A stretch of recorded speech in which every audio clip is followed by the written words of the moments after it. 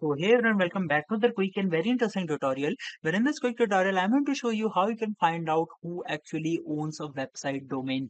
Now, in order to do it, all you need to do is just simply open any of the web browser you have, and here you have to search for who is.com/who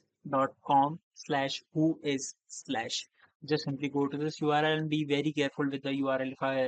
If you type it wrong, you won't be able to reach the site. Now here, just simply write the domain. For example, if I write www.facebook.com and hit search, it will take some time and give me all the details about the the domain owner.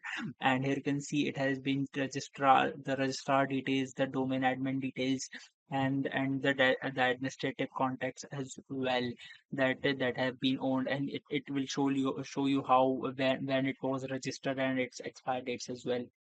All right, so that's it for this tutorial. I hope this video will be helpful for you. Make sure to hit the like button and subscribe button for more such helpful and interesting tutorials. See you in the next one. Take care.